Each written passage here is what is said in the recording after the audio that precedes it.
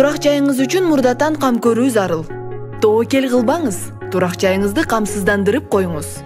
Кыргызстанда турак жайды өрттөн жана табигый кырсыктардан милдеттүү камсыздандыруу жөнүндө мыйзам 2015 жылы кабыл алынып, 2017 жылдан бери турак жайларды камсыздандыруу боюнча мамлекеттик камсыздандыруу компаниясы иштей баштаган. Анын негизинде өлкөдөгү турак жайлар камсыздандыруудан өткөрүлүүдө. Мындай иштер Жалал Абад облусунда да колго алынып, бүгүнкү күнгө чейин 45.077 үй камсыздандырылган. Камсыздандырылып койгон болсо, шаар жергесинде 1 миллион сом, айыл жергесинде 500 000 сом биз жардам беребиз да, берилет камсыздандырылган үйлөргө.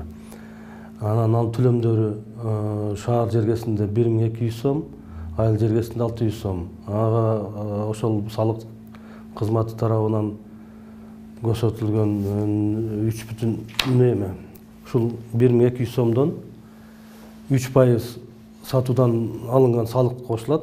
Ал деген шаар жергесинде 1236 сом болуп калат, айыл жергесинде 618 сом болуп калат. Бул көп жарандар суроо беришет азыр.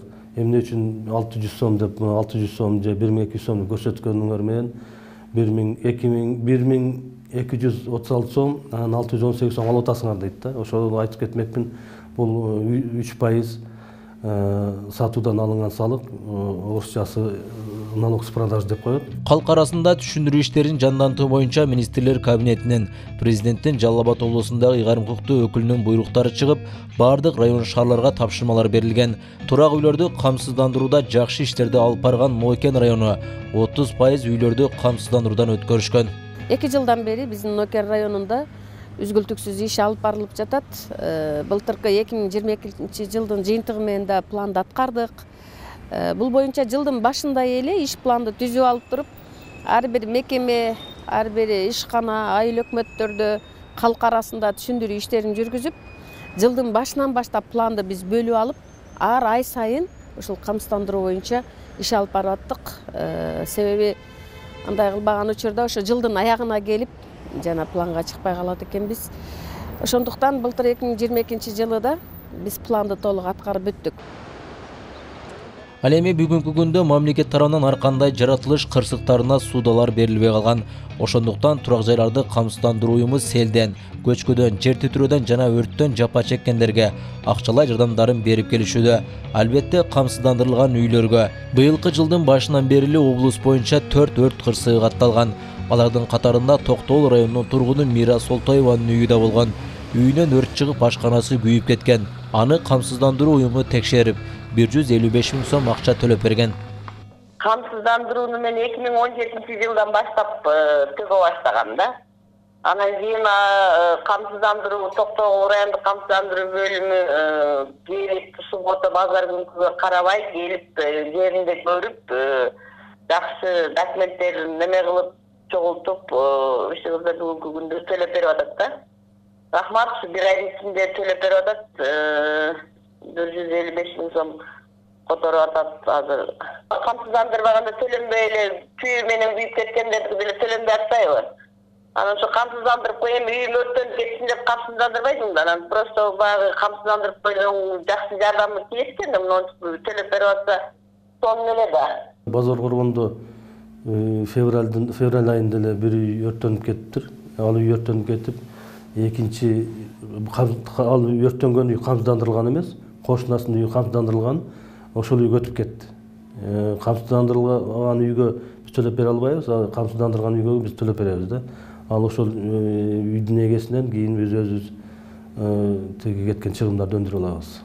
Ал тиги үйдүн ээси камсыздандырбай калып, азыр өкүнүп атат да, камсыздандырып койсом жакшы болмок экен деп. Ошол эле маалда кошунасы камсыздандырып койгон, ага биз төлөп беребиз да, жакын азыр документ иштери жүрүп атат. Иш кагаздаарын толтуруп атабыз. Баары бүткөн болсо төлөп беребиз ага. Ар бир иштин жүрүшүндө колдогондор жана колдобогондор болот эмеспи?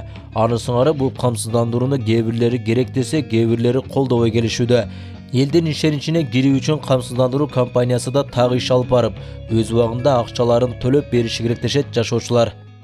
Кырсыкты кайдан келишин эч ким билип болбойт да. Ар бир үйдө болуп калышы мүмкүн да. Бул туура өзү. Бирок ошону тиги Hem aytaylık bolbosun ört bolgan uyde misal ört bolsa da şunu mamleket ubagında tez kamsız төлөп berse oşonu.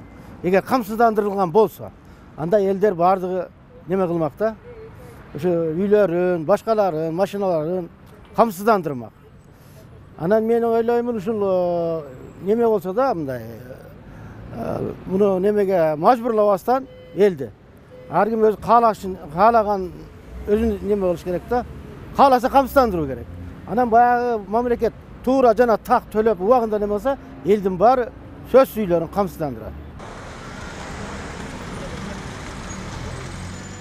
Аны менен биргеле автотранспорт каражаттарынын ээлеринин жарандык укуктук жоопкерчилигин милдеттүү камсыздандыруу иш-аракеттери да жүрүүдө. 2023-жылдын 1-апрелине чейин милдеттүү автотранспортторду камсыздандыруудан өткөрүү боюнча министрлер кабинетинин токтому чыккан. Эгер өтпөгөн айдоочуларга айыппул салынат деген таризде. Бирок бул боюнча коомчулукта кайчы пикирлер орун алып, айыппул салуу жеке жактарга 2024-жылдын 1-январына чейин жылдырылган. Бүгүнкү күндө каалоочулар унааларын камсыздандыруудан өткөрүшүүдө. Азыркы учурда аз эле адамдар камсыздандырды, бирок камсыздандырууну автоунааны камсыздандырууну токтоткон жок. Ага камсыздандырылбаган автоунааларга айып салууну токтотуп койду да.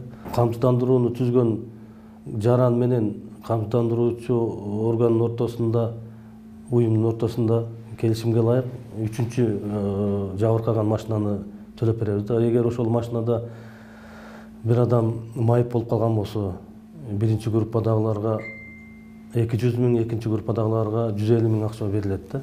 Ошо ал деген майып болуп калгандыгына байланыштуу жакшы эле жардам болот да. Анын тиги машинасынын калыбына келтирип беребиз.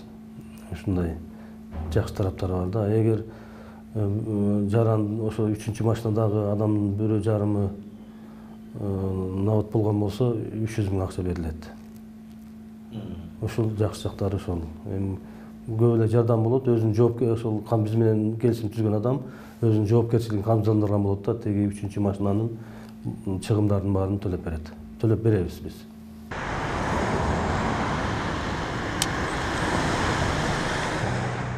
Айдоочулардын белгилөөсүндө камсыздандырууну мамлекет өздөрү колго алышы керек.